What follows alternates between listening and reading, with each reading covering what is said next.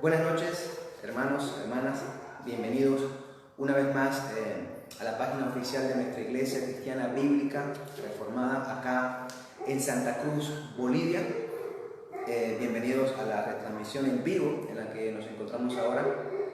Como ya todos sabemos, nuevamente, fruto de las circunstancias en las que nos está tocando vivir a muchas de las iglesias en el mundo por el problema de salud que tenemos en el mundo con el coronavirus. Bueno, hermanos, decirles que a pesar de la situación vamos a continuar con la exposición de la palabra de nuestro Dios fielmente cada domingo. Aquí, mientras que esta situación dure, estaremos predicando la palabra del Señor a las 7:15 de la noche, todos los domingos, y por la mañana, como usted sabrá si puede revisar en la biografía de nuestra página, tuvimos el estudio bíblico también, que estamos estudiando el libro de Eclesiastés. Así que yo le animo a que siempre esté pendiente, nos acompañe con el estudio bíblico el domingo en la mañana y con la palabra, la prédica, el sermón por la noche. Bien, vamos a orar y después de la oración pues empezaremos con la palabra de nuestro Dios que Él ha preparado para nosotros en esta oportunidad. Oremos.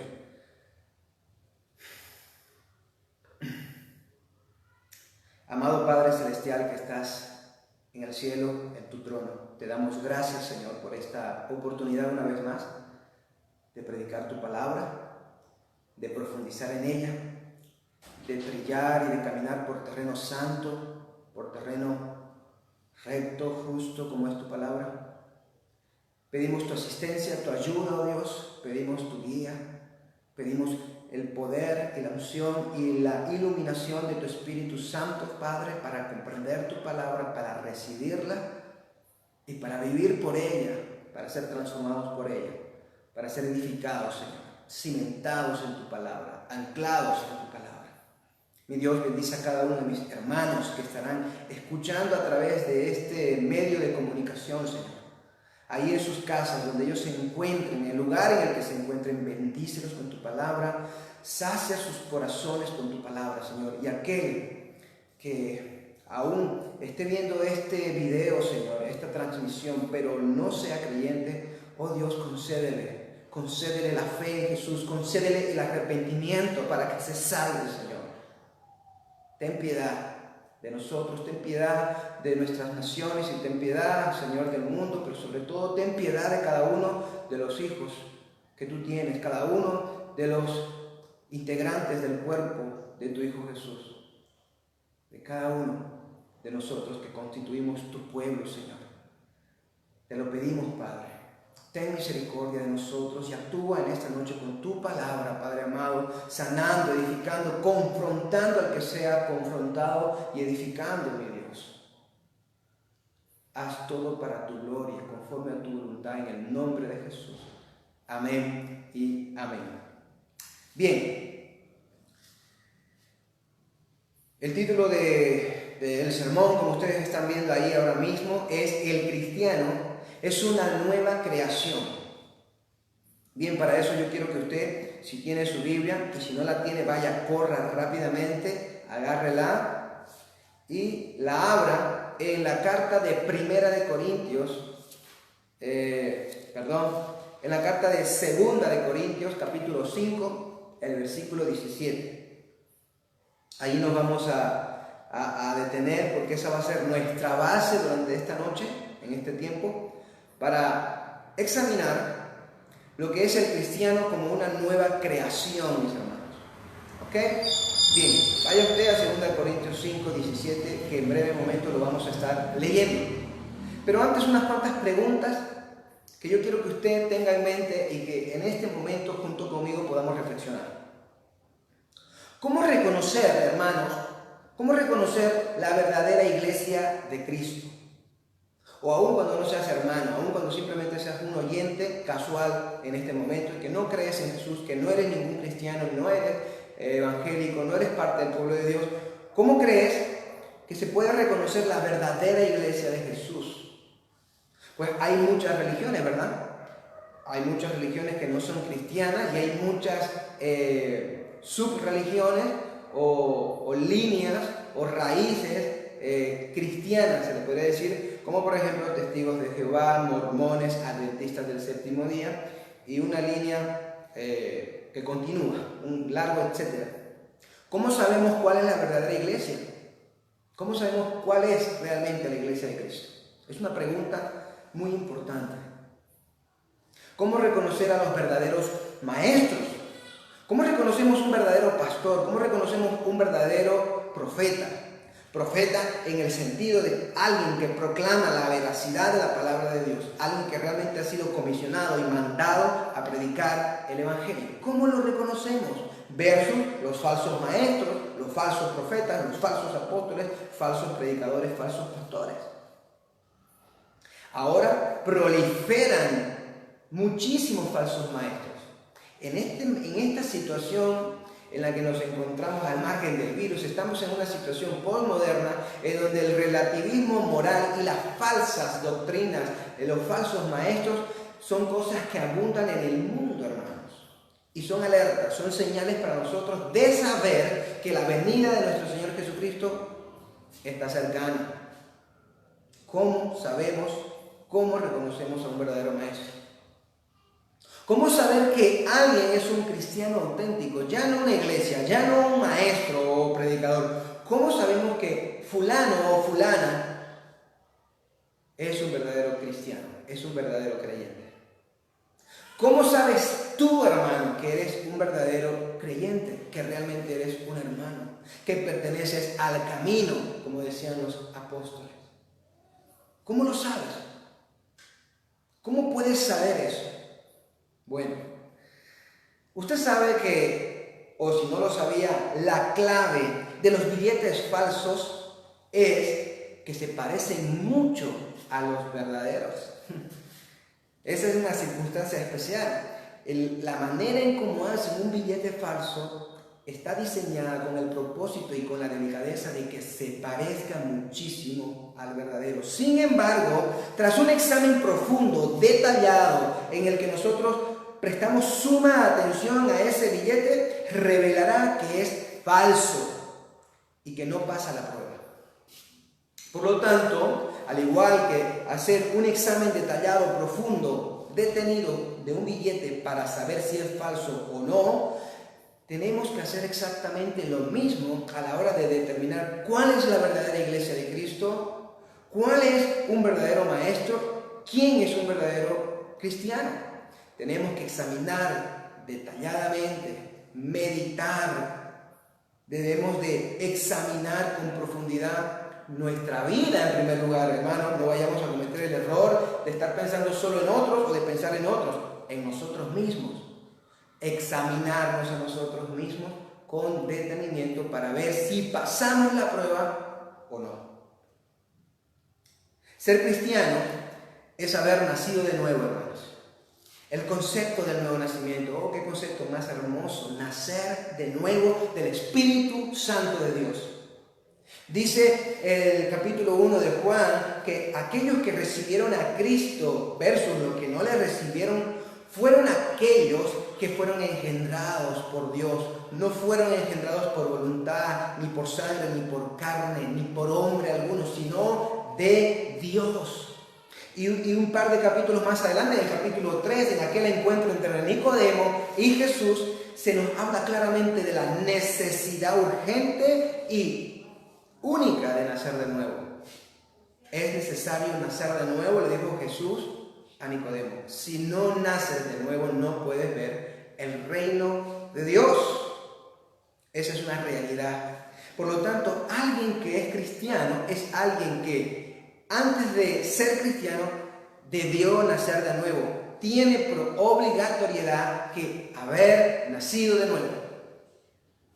Esa es la doctrina olvidada, dice nuestro hermano Paul Washer, de la regeneración. Una doctrina que tenemos que recuperar y que tenemos que proclamar y que tenemos que enseñar nosotros, hermanos. Y tú también tienes que conocerla y enseñarla a todo aquel que se te cruce por el camino. Bien, el nuevo nacimiento y la regeneración es igual a una nueva creación. Porque lo que se está produciendo es una nueva criatura, es una nueva creación. Dicho sea de paso, la nueva creación, la regeneración, el nuevo nacimiento, hermanos, es maravilloso, es absolutamente grandioso. ¿Sabe por qué? Porque Dios está usando tremendo poder para hacer eso. Un poder que viene de lo alto, un poder de su espíritu. Está utilizando poder y está utilizando más poder aún que el que utilizó Jesús para sanar a un ciego, que el que utilizó Jesús para sanar a un paralítico o para sanar a una mujer enferma, a un leproso, a un endemoniado. Fue Leonard Ravenhill quien dijo que algo asombroso, un milagro portentoso es que Dios tome de un mundo impío, de una masa corrupta, pecaminosa, impía, que Él tome a un hombre pecaminoso, lo salve y después de salvarlo, lo limpie, lo purifique y que después de eso lo vuelva a poner en el mundo y lo mantenga santo. Eso es un milagro grandioso, es un milagro portentoso, porque Dios está usando una masa corrupta para hacer de una masa corrupta algo santo. Cuando Dios hace cualquier otro tipo de milagro, no utiliza masas corruptas, simplemente utiliza lo que existe y todo lo que existe obedece a la voluntad de Dios. El único rebelde en este mundo, en este universo, ha sido el ser humano, y el único pecador, el único digno de castigo y sucio y malhechor delante de Dios. Pero Dios lo toma, lo salva, lo santifica y lo mantiene santo en un mundo impío. Esa es la maravilla, el milagro de la nueva creación, del nuevo nacimiento, de ser regenerados. Ahora sí, vamos a leer 2 Corintios, la carta del apóstol Pablo a la iglesia en Corintios, capítulo 5, versículo 7, y dice así: de modo que si alguno está en Cristo, nueva criatura es. Las cosas viejas pasaron, he aquí, son hechas nuevas. Nueva criatura, hermanos. Si alguno está en Cristo, ¿alguien dice estar en Cristo? ¿Tú dices estar en Cristo? ¿Tienes a alguien que te dice que está en Cristo, que ama a Cristo? ¿Conoces personas que dicen ser parte del cuerpo de Cristo, que aman a Cristo, que viven por Cristo? Bien, aquel que está en Cristo. Si hay alguno que se atreve, alguno anda orgullosamente, amén, si es cierto, diciendo: yo conozco a Cristo, yo estoy con Cristo, Él está en mí, yo estoy con Él, yo amo a Cristo. Si alguno está en Cristo, nueva criatura es. ¿Cómo sé yo que estoy o no en Cristo? Si soy una nueva criatura. ¿Cómo es una nueva criatura? Lo vamos a ver más adelante. Pero ahora yo debo de saber que para saber que estoy en Cristo, tengo que darme cuenta, tengo que apercibirme de que soy una nueva criatura, de que ha ocurrido algo sobrenatural en mi vida. Dice el texto que las cosas viejas pasaron. ¿Cuáles cosas viejas pasaron? ¿Qué cosas antiguas viejas pasaron? Bien, pues pasaron la vieja manera de vivir, hermanos.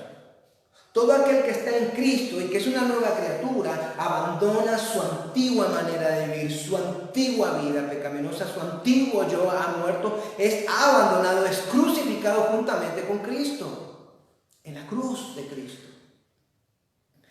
Esto se manifiesta en los afectos. Los afectos que este individuo tenía antes de ser una nueva criatura, los afectos que tenía la persona no regenerada, eran afectos puramente pecaminosos, malvados, llenos de ira, llenos de enojo, llenos de odio. Esos eran sus afectos, llenos de falta de perdón, de rencor, de orgullo, de avaricia, de codicia.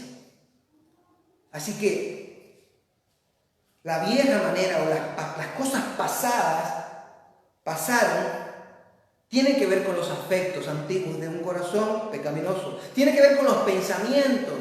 Esos pensamientos pecaminosos que albergaban la mente durante 24 horas del día en una persona pasan ahora que es una nueva criatura. Ya no estoy pensando en cómo engañar a mi hermano, en cómo aprovecharme de mi hermano, en cómo aprovecharme del mundo, en cómo aprovecharme de las personas, en cómo pisotear, en cómo vencer, en cómo pegarle y cómo estar por encima de alguien. No, ya no estoy pensando en cómo hacer daño o en cómo hacer las fechorías en el mundo. Mis pensamientos están siendo renovados y los pensamientos antiguos pasaron. Y de la misma manera, entonces, por consecuencia y por ende, pasan las acciones. Quedan atrás el viejo hombre, la vieja manera de vivir, con sus afectos, con sus pensamientos y con sus acciones. Si antes obraba mal, si antes obraba para hacer daño, obraba para molestar, obraba para fustigar, obraba con deslealtad, obraba con ira, con odio, con pecado en el corazón, ahora no lo hace. Esta nueva criatura ha dejado sus acciones pecaminosas, ha dejado atrás sus viejas obras malvadas y ha sido renovado. Mire lo que dice entonces el texto. Las cosas viejas pasaron, es lo que hemos considerado. He aquí, son hechas nuevas. Amén. Ahora, ¿pero qué es aquello que es nuevo o que se hace nuevo? Bueno, lo mismo que te he dicho antes. Ahora hay una nueva manera de vivir. Ahora hay nuevos aspectos en el corazón. Ahora hay nuevos pensamientos. Ahora hay nuevas acciones y nuevas obras.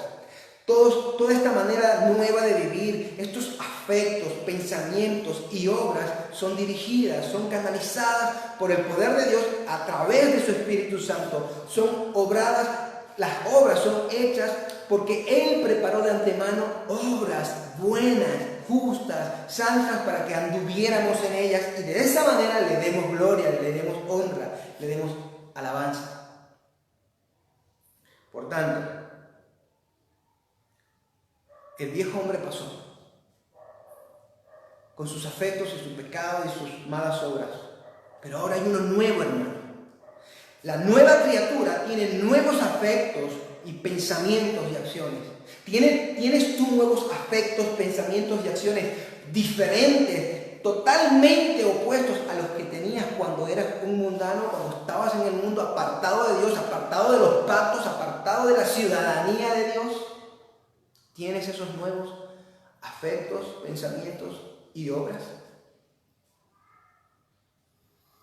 Ahora, vamos a profundizar entonces en cómo reconocer que soy verdaderamente cristiano o reconocer un verdadero creyente, una verdadera iglesia, un verdadero maestro, basándonos en estas nuevas cosas y basándonos en los aspectos, los pensamientos y en las acciones.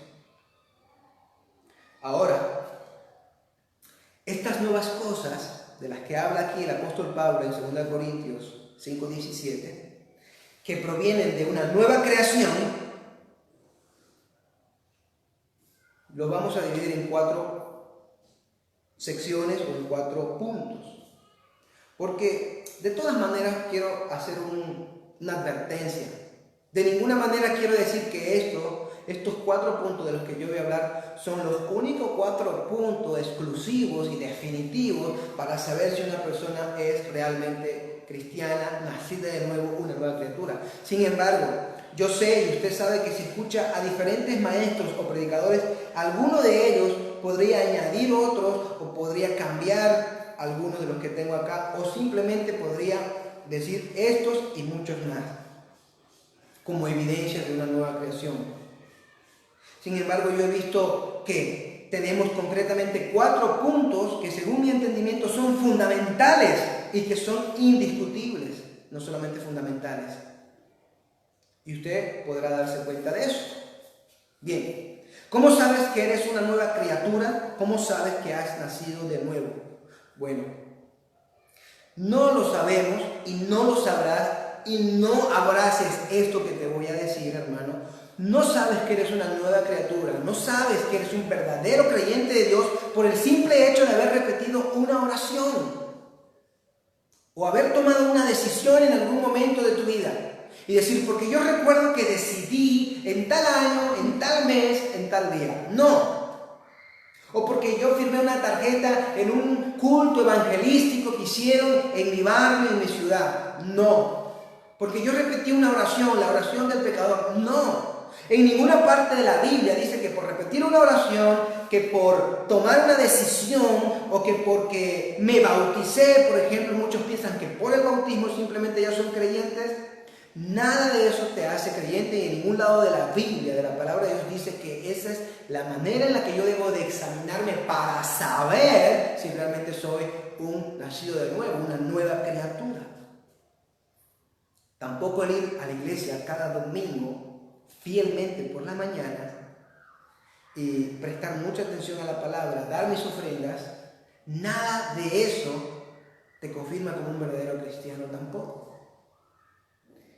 Tampoco las actividades, múltiples actividades que haces en tu iglesia, tampoco eso te hace un verdadero creyente. Eso no es una marca indudable de que tú eres una nueva criatura.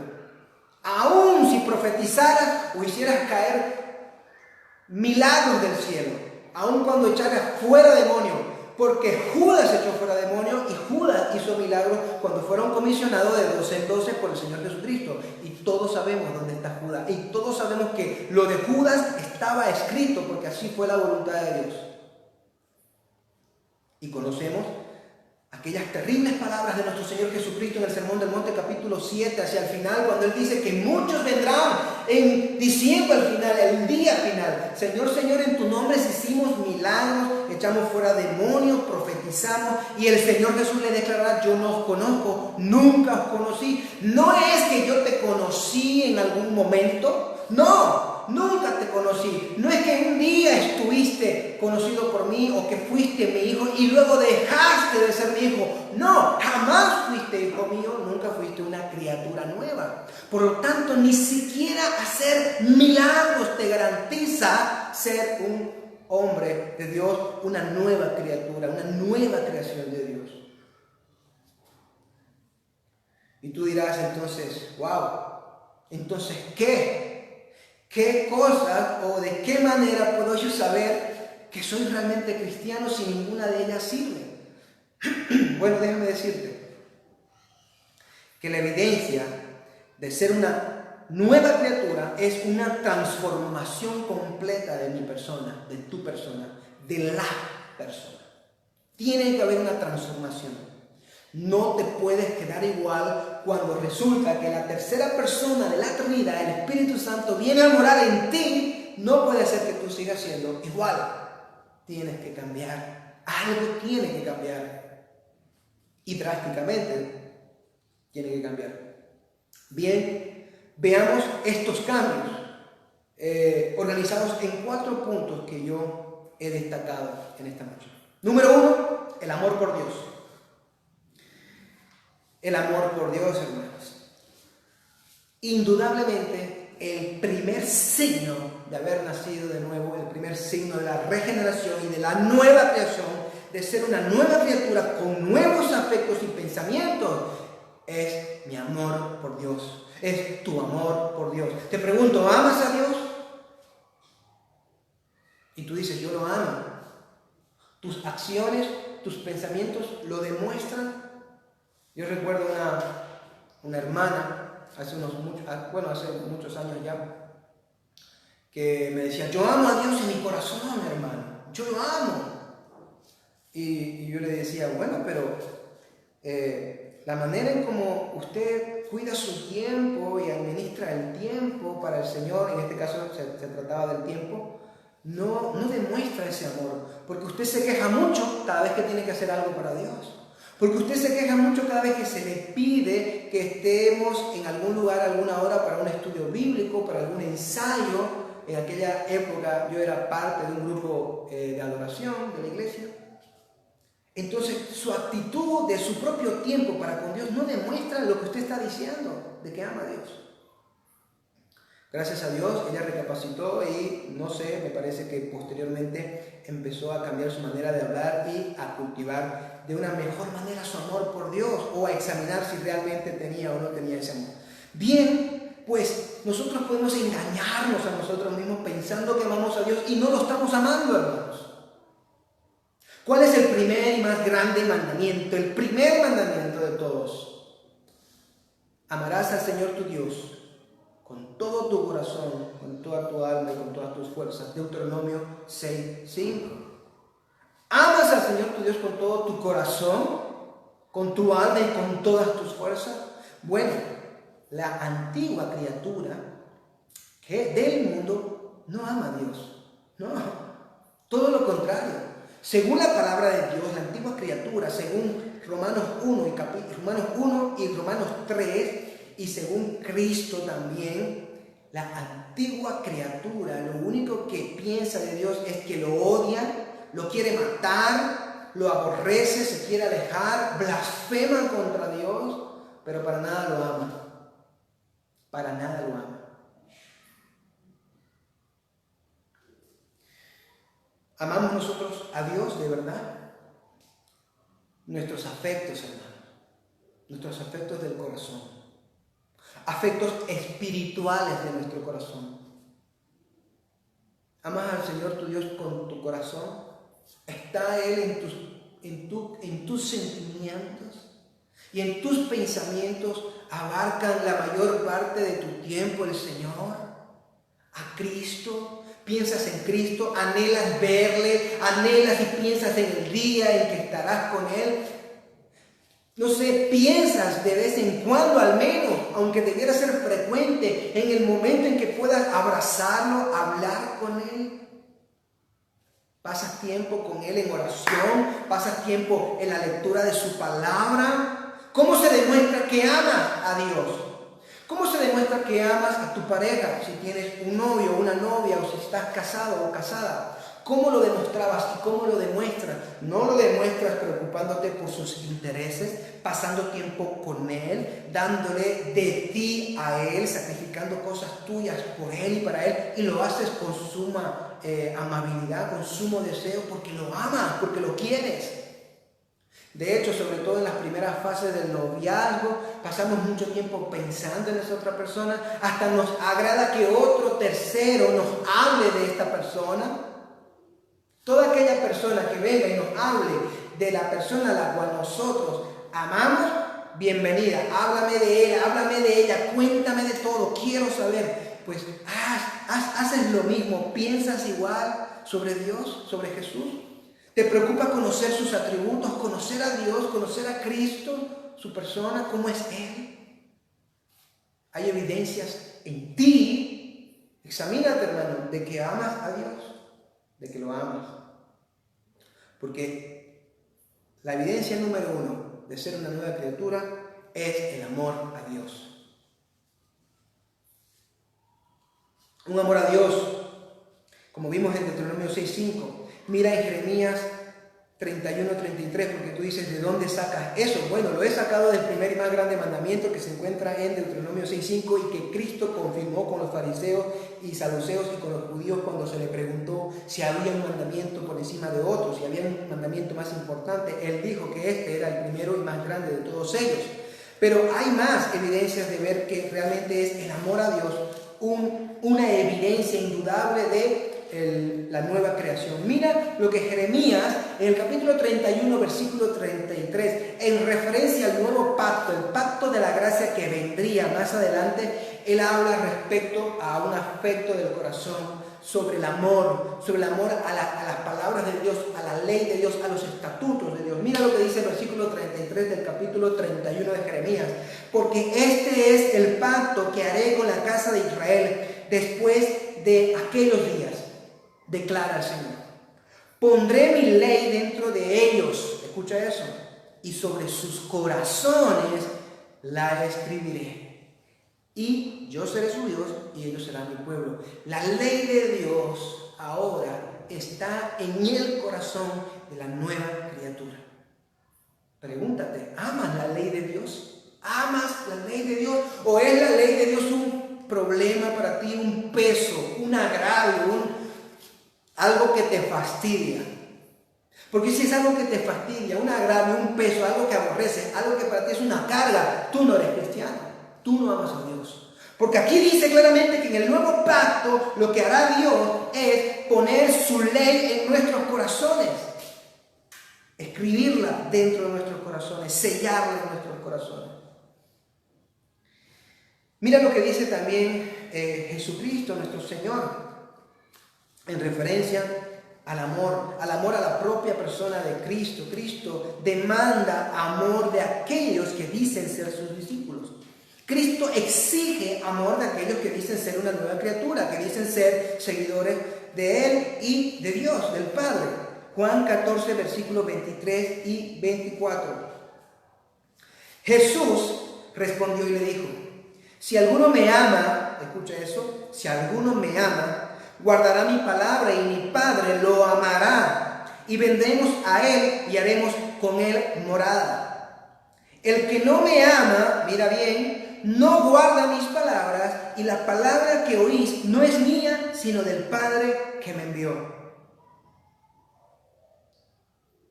El que no me ama no guarda mis palabras. Hermano, si tú no amas a Cristo, la evidencia de no amar a Cristo, dice aquí, es que tú no estás guardando la palabra de Dios. Y si no guardas la palabra de Dios, la conclusión, si tú no estás guardando las palabras de Cristo, obedeciendo y permaneciendo en Él, es que tú no le amas. Si no le amas a Él, no amas al Padre. Si no amas al Padre, tú no estás amando a Dios, ni a Cristo, ni al Padre, ni al Espíritu Santo. Pero Cristo demanda amor. Una evidencia de una nueva criatura es el amor. Ahora se habla claramente sobre el amor al Padre en Primera de Juan. El mismo apóstol en su carta, él nos dice sobre el amor al Padre. Venga, Primera de Juan, capítulo 5, en el versículo 1. Todo aquel que cree que Jesús es el Cristo es nacido de Dios. Bien, el nacido de Dios. Y todo aquel que ama al Padre, ama al que ha nacido de Él. Hablando de que aquel que dice amar a Dios, pues también tiene que nacer al hermano o a cualquier otro que ha nacido también de Dios. Pero queda claro aquí que hay un amor al Padre, que debe haber un amor al Padre, un amor a Dios, un amor a Cristo. 1 Corintios 8, 3. Yo, hermano, lo que quiero es que usted quede convencido de estas declaraciones mías relacionadas con las evidencias de ser cristiano, que es tan importante, porque como dice Miguel Núñez, no hay nada más terrible, no hay nada más horroroso, hermano, que si hay algo peor que no ser cristiano, es pensar que lo eres y no serlo. Porque el no creyente que sabe que no es creyente, que él tiene la conciencia de que no es cristiano, bueno, al menos lo sabe y en algún momento tiene la posibilidad de arrepentirse.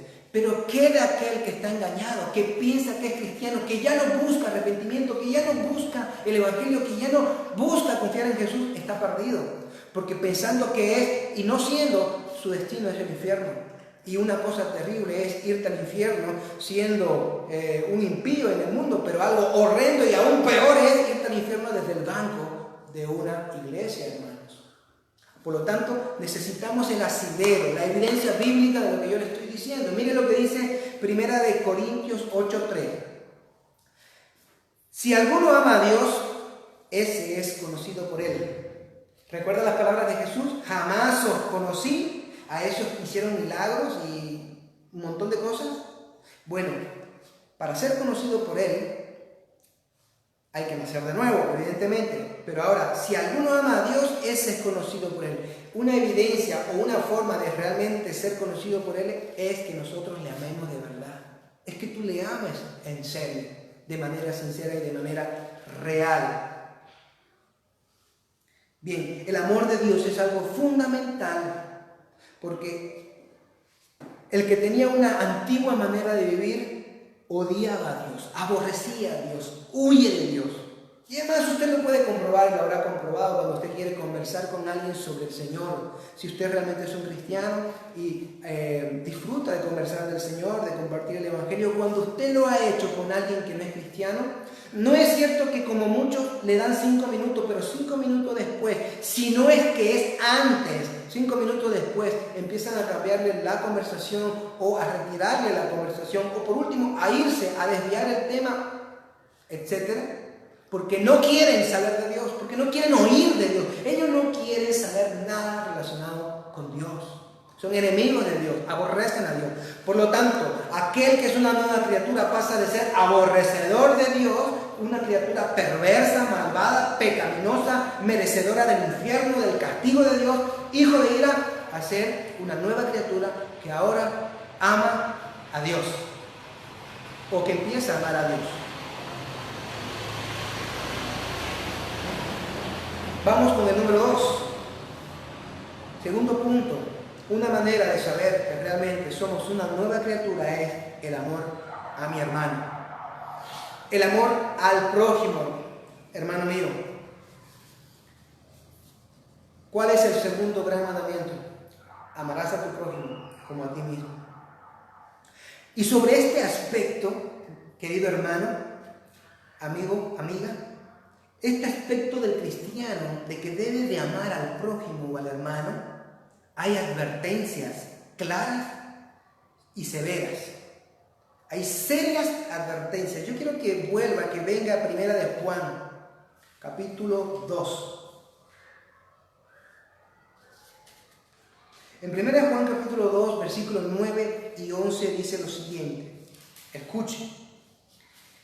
Evidencia número 2, si usted es una nueva, para saber que usted es una nueva criatura, usted tiene que amar a su hermano, tiene que amar al prójimo, pero sobre todo a su hermano en la fe. Mire lo que dice 1 de Juan 2, del 9 al 11. El que dice que está en la luz y aborrece a su hermano, está aún en tinieblas. El que ama a su hermano permanece en la luz y no hay causa de tropiezo en él. Pero el que aborrece a su hermano está en tinieblas y anda en tinieblas y no sabe a dónde va, porque las tinieblas han cegado sus ojos. ¿Has escuchado? Si tú dices que estás en luz, tú lo puedes decir. Por decir, puedes decir lo que quieras. Pero tú aborreces a tu hermano, a un prójimo, a un hermano. Aún estás en tinieblas, dice el 9. Y el 11, el que aborrece a su hermano está en tinieblas y anda en tinieblas. Faltó decirle siempre anduvo en tinieblas. No ha sido regenerado. No tiene un nuevo corazón y el Espíritu Santo de Dios mora en él. Para nada. Te pregunto, ¿aborreces a tu hermano? ¿O tienes alguna especie de rencor, odio, ira hacia alguna persona? ¿No has perdonado? Eres una persona que dice ser creyente, dice ser cristiana, pero no perdonas. Si tú eres una persona que alberga ira, enojo, aborrecimiento contra un hermano y que no perdona, déjame decirte, tú no eres cristiano y tú vas camino al infierno. Vas camino al infierno. Fue Sir Michelin quien dijo que una evidencia indudable de que vas camino al infierno, aunque tú lleves 20 años en la iglesia, 20 años como ministro, predicando o haciendo lo que tú quieras, si tú no has perdonado a tu prójimo, vas camino al infierno. Y eso es verdad, porque es lo que dice el texto. Si tú aborreces, si tú tienes ira, rencor, no perdonas, no amas a tu hermano, estás en tiniebla y por ende vas camino de la condenación. Qué importante es el amor al prójimo, qué importante es el amor al hermano. Sé que estoy diciendo cosas duras, difíciles, pero ese es el estándar de Dios. Y no podemos rebajarlo para que tú te sientas mejor, para que yo me sienta mejor. Tenemos que lidiar con nuestro corazón, tenemos que lidiar con nuestra maldad y arrepentirnos de nuestros pecados si estamos odiando a un prójimo o a un hermano. Y pedirle al Señor perdón porque pensamos que éramos cristianos pero no lo éramos y nos estábamos haciendo pasar por ello.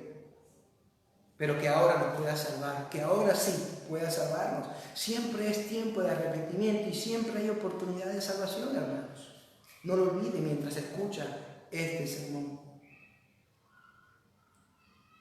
Quiero que leamos lo que Jesús dijo respecto del amor de los unos a los otros en Juan 13:35. Juan 13:35 dice lo siguiente. En esto conocerán todos que sois mis discípulos. Aquí está. Ustedes quieren saber una forma, una manera en que el mundo sabrán que sois mis discípulos?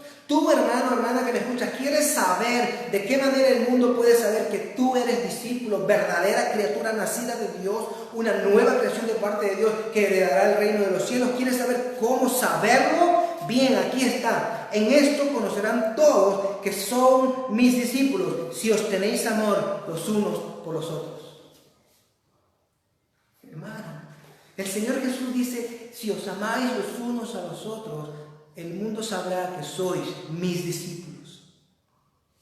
El mundo sabrá que sois mis discípulos. Una marca indudable de ser discípulo mío, de haber nacido del Espíritu de Dios, es que amas a tu hermano, que amas a tu prójimo. Que dejas de odiar si odiabas, perdonas si tenías rencor y empiezas a dejar todas esas cosas atrás y empiezas a amar. Y con el amor al prójimo vienen las obras nuevas de amor, obras que reflejan la gloria de Dios, que iluminan a Cristo en la faz de tus obras. Quiero que volvamos otra vez a Primera de Juan, en el capítulo 3, en esta ocasión, versículos 14 y 23, para terminar con esta segunda evidencia del amor al hermano, al prójimo. Dice el apóstol Juan lo siguiente. Primera de Juan 3, 14 y 23 dice: nosotros sabemos que hemos pasado de muerte a vida. ¿Quieres saber si estás en la muerte o en la vida? ¿Quieres saber si sigues muerto en tus pecados y en tus delitos, dirigiéndote hacia la condenación, o que estás con vida en Cristo, con una nueva creación, dirigiéndote a la ciudad celestial, al gozo eterno? ¿Quieres saberlo? Bien, escucha esto. Nosotros sabemos que hemos pasado de muerte a vida porque amamos a los hermanos. Amamos a los hermanos. El que no ama permanece en muerte. Si tú no estás amando a tu hermano, ¿y qué oportunidad más grande de amar a tu hermano vamos a tener en todo este tiempo de pandemia en la que muchos hermanos se verán en necesidad? ¿Qué oportunidad? Si tú no amas a tu hermano, estás aún en la muerte. Y vas camino a la muerte segunda. Eso es lo que nos dice la palabra de Dios, hermano. Qué importante es el amor. Solo aquellos que aman a su prójimo verdaderamente son criaturas de Dios, nacidas de su Espíritu. Son una nueva creación porque ahora tienen afectos nuevos de amor, tal y como Dios es amor. Porque aquel que no ama es porque no conoce a Dios, porque el que ama es uno que ha conocido a Dios, ya que Dios es amor. Vamos con la tercera evidencia de una nueva criatura. Y en este caso voy a usar algo que seguramente ustedes, desde un principio, cada uno de ustedes ya pensaron como evidencia de cómo saber si somos verdaderamente cristianos. Y es la palabra frutos, ¿verdad? Frutos. De hecho, Jesucristo, hablando de los falsos profetas, ahí también en el Sermón del Monte, en el capítulo 7, él dijo: por sus frutos los conoceréis. Bien, hablemos de frutos. ¿Cuáles son esos frutos? Evidentemente, punto número 3, el fruto del Espíritu es necesario en la persona que dice ser una nueva criatura, con nuevos afectos, con nuevos pensamientos y acciones. Ahora el fruto del Espíritu empieza a aflorar en la vida del creyente que ha sido regenerado, que dice ser discípulo de Jesús. Vamos a Gálatas capítulo 5 y vamos a leer estos frutos.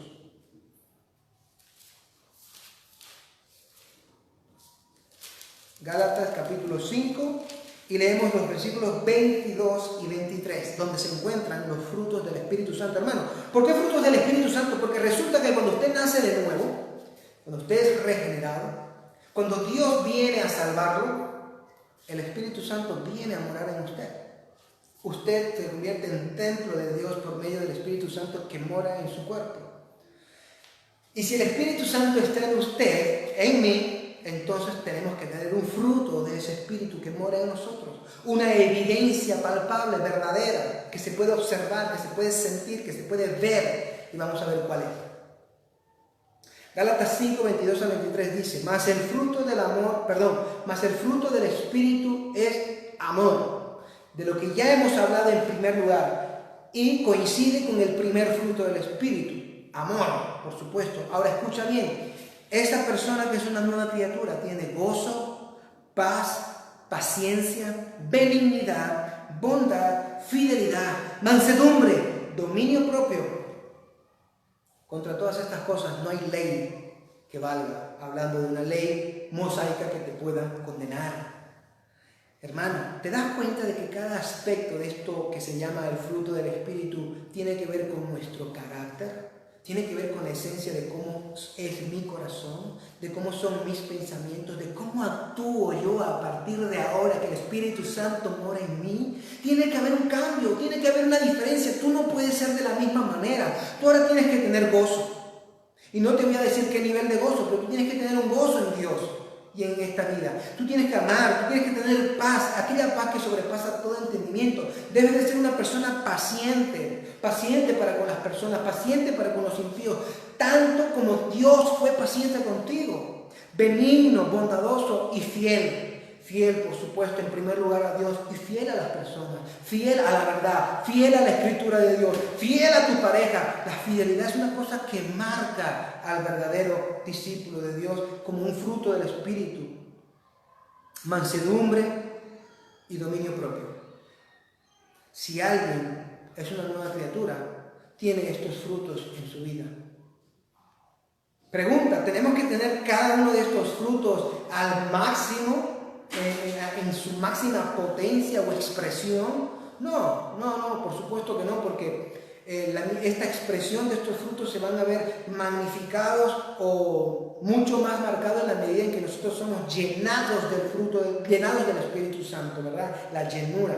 Sin embargo, el fruto, en menor o mayor medida, tiene que estar presente en la vida de un cristiano, tiene que estar presente en la vida de cualquiera que dice haber nacido de nuevo y ser una nueva criatura. No puede ser que haya un cristiano que diga ser cristiano y que no sea fiel, o que no tenga paciencia, o simplemente no es bondadoso, es inmisericordia. Si tú no perdonas a tus hermanos o a los que transgreden o a los que te ofenden, tampoco tu Padre te perdonará, dice Jesucristo, después de hablarnos de la oración maravillosa, modelo del Padre Nuestro. La bondad es una marca indudable de un cristiano. Así que hay un carácter transformado. Mire bien, hermano. Hemos hablado del amor a Dios, del amor al prójimo y ahora de un carácter transformado.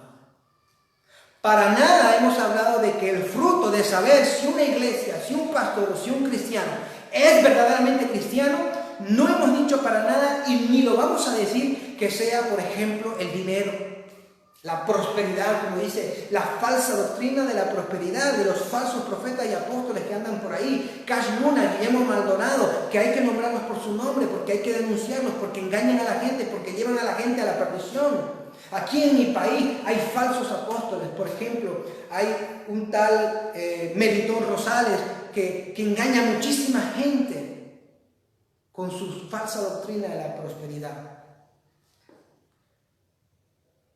Aquel apóstol que ahora mismo no tengo en mente, de una iglesia aquí muy grande en la ciudad, que no voy a decir su nombre, por la Escuadrón Velasco, que no sabe hablar más que de dinero y de prosperidad y de milagros.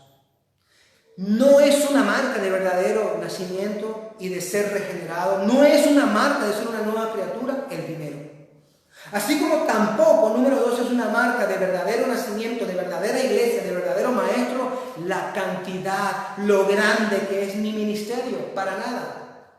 Mire, si el dinero fuera una marca de bendición, de certificación de que somos verdaderamente hijos de Dios, que estamos en el verdadero camino de Cristo, bueno, los mormones, la iglesia mormona sería principalmente la iglesia verdadera de Cristo, porque la iglesia mormona, de entre las religiones cristianas o las ramas cristianas, es una de las más ricas, de las que más dinero ostenta, aún más que la iglesia evangélica y que estos falsos profetas y apóstoles. Pero ninguno de nosotros pensamos que la iglesia mormona tenga la verdad, o sea, el verdadero camino, sino que sabemos que son unos herejes y son una secta religiosa, con su falso profeta también, pues su fundador, Joseph Smith. Y si pensamos que es por magnitud de tamaño de organización, por cantidad de personas, muchos dicen la evidencia de que yo tengo la verdad, de que se predica la verdad, de que aquí está el Espíritu Santo, de que la unción está aquí, de que la verdad y la salvación se encuentran en mi iglesia o en mi organización. Muchos de los que hablan así, que son falsos profetas, alegan eso por la cantidad de personas que tienen, por la cantidad de actividades que desarrollan. Sobre todo la cantidad de personas. Pero déjeme decirle que la cantidad de personas no es ninguna marca. En ninguna parte de la Biblia dice que según la cantidad de personas que tú tengas en tu iglesia o en tu religión, entonces esa es el verdadero camino, o es la verdad, o es un síntoma de ser un verdadero creyente. Para nada. Si fuera así, los musulmanes con Alá a la cabeza y Mahoma sería la verdadera religión, porque hasta hace poco, y no sé si aún, creo que aún siguen siendo la mayoría en religión. La mayoría, la religión más grande en número de personas. Y ninguno de nosotros diría que Alá es realmente el verdadero Dios y que Mahoma es el verdadero profeta y que Cristo fue un profeta de pacotilla de poca monta, ¿verdad? Ninguno pensaríamos así. Sin embargo, tenemos una vasta mayoría en cantidad de personas que piensa eso.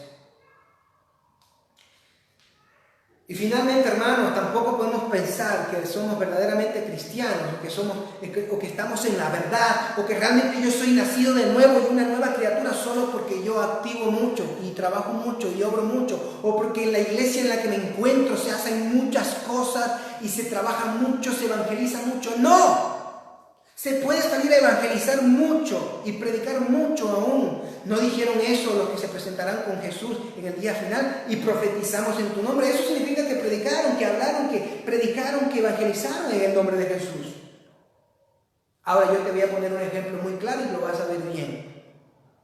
Si realmente las actividades de evangelismo, de predicación, las actividades religiosas, que tienen que estar presentes, por supuesto, pero si realmente solo ver las actividades son una marca de un verdadero cristianismo, entonces los testigos de Jehová serían la verdadera religión.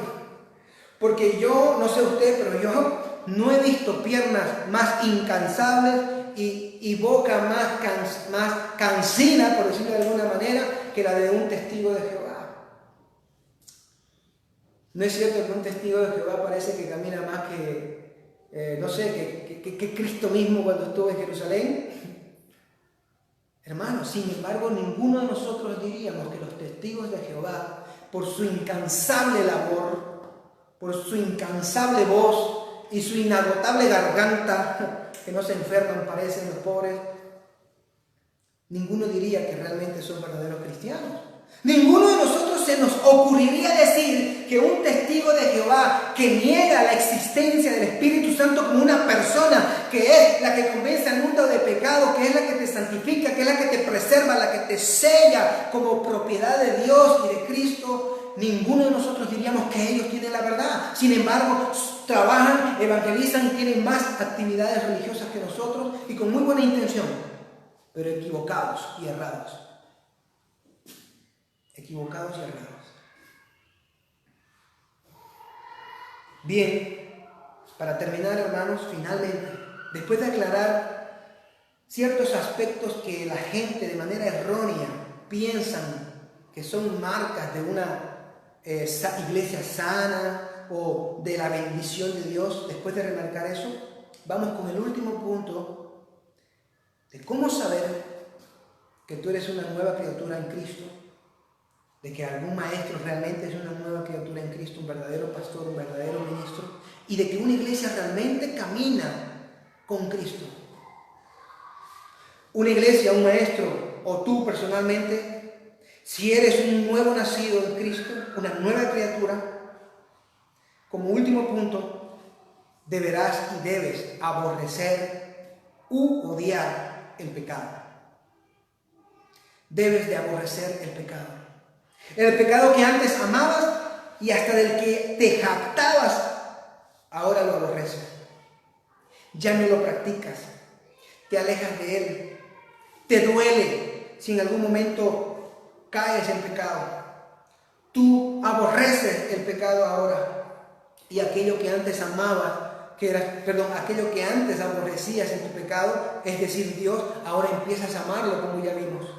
Pero la reacción natural en contra de lo que tú eras antes es aborrecer tu antigua vida, odiar tus pecados y odiar el pecado en general, todo pecado, toda manera de pecado. Aquel que es una nueva criatura, una verdadera iglesia de Cristo, está comprometida con hacer morir al pecado, comprometida con la santidad, comprometida con ser como Cristo, ser moldeado a la semejanza y a la imagen de Jesús, que es el llamado, ser como Él, parecernos a Él. Quiero que vayamos a Salmos 97 para ver esta verdad de aborrecer el pecado, de odiar al pecado. Salmo capítulo 97, versículo 10, dice lo siguiente: los que amáis al Señor, aborreced el mal. Aborreced el mal. Hermanos, amas a Dios, aborrece el mal. Amas a Cristo, aborrece el pecado. ¿Cuál? Tu pecado y el pecado de los demás, el pecado de la sociedad, el pecado del mundo. El pecado que esté en tu familia, confróntalo, aborrécelo. Porque el que ama a Dios aborrece el pecado, dice el Salmos 97:10. Ven conmigo ahora a Proverbios. Vamos a hablar con Salomón. Proverbios en el capítulo 8, versículo 13. Dice lo siguiente: el temor del Señor. Mira lo que significa temer a Dios, el verdadero temor a Dios. El temor del Señor es aborrecer el mal. Claro, porque quien teme a Dios aborrece el pecado, el mal, porque ese pecado le causa dolor a Dios cuando yo lo cometo. Por lo tanto, temer a Dios, tenerlo en reverencia, amarlo, respetarlo, es aborrecer el pecado. Un pecado que lastima al Espíritu Santo, un pecado que simplemente hace daño al corazón de Dios. El temor del Señor es aborrecer el mal. El orgullo, la arrogancia, el mal camino y la boca perversa, yo aborrezco, dice Dios. Dice la sabiduría en el capítulo 8 de Proverbios. Tenemos y debes que aborrecer al mal, hermano. Debes de aborrecerlo. Estamos terminando. Un verdadero creyente, una verdadera iglesia, un verdadero maestro es alguien que está mortificando su pecado, como dijera el puritano John Owen, matando tu pecado antes de que tu pecado te mate a ti, o mate tu comunión con Cristo, con Dios. La nueva criatura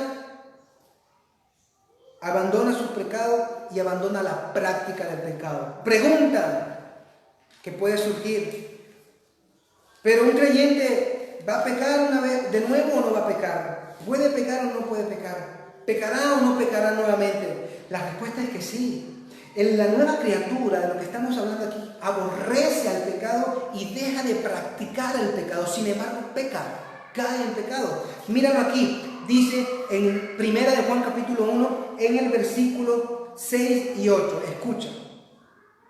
Si decimos que tenemos comunión con Él, acá está, el 8. Si decimos que no tenemos pecado, nos engañamos a nosotros mismos y la verdad no está en nosotros. O sea, si decimos que no tenemos pecado, que ya no pecamos más, en realidad nos estamos engañando, porque la realidad es que sí pecamos, ¿verdad? Siempre pecamos de alguna manera. El hombre, cualquiera de nosotros, alberga orgullo en su corazón, codicia, ciertos tipos de idolatría, falta de amor, falta de fe incluso en Dios, en su palabra, en sus promesas. No llenamos el estándar de lo que Dios exige. Y toda desobediencia a su estándar y a su mandamiento es pecado. Por lo tanto, siempre estamos pecando. Sin embargo, no es lo mismo estar en ese tipo de pecados que pecar deliberadamente y practicar el pecado. ¿Ok? ¿Por qué? Porque no es lo mismo caer en pecado que practicar pecado. La diferencia es que el cristiano que ha nacido de nuevo, la nueva creación con cosas nuevas en su vida, es alguien que ha dejado de practicar el pecado y que ahora practica la justicia. Aunque ocasionalmente ese cristiano caerá en pecado, pero él se va a arrepentir inmediatamente, va a pedir perdón a Dios y cada vez va a pecar menos, porque él va a buscar la santidad, va a buscar ser agradable a Dios. Mira lo que dice 1 Juan 3, el 6 y el 8. Todo el que permanece en Cristo, dice él, pero es Cristo, no peca. Todo el que peca ni le ha visto, ni le ha conocido. Si tú dices que conoces a Dios, a Cristo, pero vives una vida de pecaminosidad sin importarte tus pecados, no te interesa, no sientes ni el más dolor mínimo por tu pecado, bueno, tú no conoces a Dios, tú simplemente no le has conocido, estás en tus pecados, estás ciego, desnudo, desventurado, estás camino a la perdición. Porque el cristiano auténtico, la nueva creación de Dios, es alguien que deja de pecar, pone freno a su pecado que antes amaba. Mira el 8 es más claro, más enfático. El que practica el pecado es del diablo, porque el diablo ha pecado desde el principio. Hermano, si tú estás practicando el pecado, déjame decirte, vas camino al infierno. Deja de practicar el pecado. El verdadero creyente no practica el pecado. Puede caer, sí, incluso terriblemente puede caer, pero se levanta, se sacude y continúa buscando la santidad, continúa perseverando en el camino. No se va y no se deleita en su pecado y no se jacta en su pecado sin importarle lo que Dios piense. Puede tener un poco de dolor de conciencia, puede tener algún tipo de remordimiento, pero no es un arrepentimiento de corazón porque él no se duele en su corazón. El verdadero creyente se duele por ese pecado remanente. Es el pecado original remanente que queda en su corazón. Fue John Whitfield en su sermón El método de la gracia que decía que uno de los problemas más grandes del auténtico creyente que anda en el proceso de la madurez, de la santidad, es el pecado original. Si hay algo, decía él, de lo cual el creyente se quiere despojar y deshacer por fin, es de su pecado, de la imposibilidad de pecar y de ofender a Dios en esta vida. Sin embargo, eso no significa que sea una persona que practique pecado, sino que cuando inevitablemente peca, él se duele y es algo que él aborrece en lo profundo de su corazón y se quiere librar de su pecado. Esa es una marca indudable de un verdadero cristiano auténtico, nacido de Dios, una nueva creación de Dios. Y si una iglesia, si un pastor, si un hermano anda conforme a estas verdades, número 1, el amor a Dios, número 2, el amor al prójimo, número 3, dijimos, en el número 3, el amor a Dios, el amor al prójimo, hermanos, número 3, el aborrecer el pecado, y número 4, el fruto del Espíritu Santo. Estas 4 cosas, hermanos. Estas 4 cosas nosotros las tenemos que tener claras en nuestra vida y al tenerlas claras sabremos distinguir una verdadera iglesia, sabremos distinguir un verdadero maestro, un verdadero pastor o ministro que realmente se preocupa por tu corazón, que se preocupa por la verdad de Dios, por la Escritura, por la honra, por la gloria de Cristo, por la honra del Padre, por la pureza, por la santidad. Y podrás discernir también quién es un verdadero creyente y quién es un cabrito encubierto entre las ovejas del Señor. Finalmente, la pregunta para ti, para mí. Tú, mi hermano, ¿eres un verdadero cristiano? ¿Eres una nueva criatura? La respuesta a esa pregunta es de suma urgencia e importancia para ti. ¿Eres algo? Yo desde luego me he examinado y considero humildemente, y si no lo considerara así no podría ni predicar ni estar compartiéndote este mensaje, por supuesto, sería una hipocresía. Yo considero que sí soy un hijo de Dios, tras un examen, tras exámenes que me hago continuamente, porque siempre tenemos que estar examinándonos a la luz de la palabra. Pero tú, hermano, amas a Dios con todo tu corazón, amas a tu prójimo, tienes el fruto del Espíritu y aborreces el pecado. Medita en ello. Es trascendental en estos tiempos. Medita en ello y tras meditar en esto, hermano, no te lo reserves, no te lo quedes, compártelo, hermano. Compártelo con tu familia. Háblales del Evangelio a tu familia. Háblales de la necesidad de nacer de nuevo a las personas, al vecino, a tus hermanos. Cuando salgamos de esta pandemia, de esta cuarentena y salgas allá a la calle, predica. Y no necesariamente te digo que te vayas con tu Biblia a evangelizar, sino que cuando te cruces con las personas, con un amigo, con un compañero de trabajo, de estudio, un familiar, háblale de Cristo. Háblale de la necesidad urgente de ser una nueva creación, de amar a Dios en lugar de aborrecerlo, de amar al prójimo, de dar fruto del Espíritu Santo y de aborrecer el pecado. De cierto, te digo a ti y dile a aquel que el Señor Jesucristo estará presto cuando venga en su segunda venida a galardonar a todos aquellos que le sirvieron, a todos aquellos que le amaron, a todos aquellos que aman y esperan su venida, hermanos. Dios le bendiga. Esta ha sido la palabra de esta noche. Reflexione en su corazón. Y si usted no es cristiano, vaya a Cristo, corra a Cristo, vaya a sus brazos. Pida perdón, arrepiéntase de sus pecados ahora y sea parte del reino. Empieza a cultivar estos 4 puntos que hemos examinado en esta noche. Que Dios le bendiga, hermano.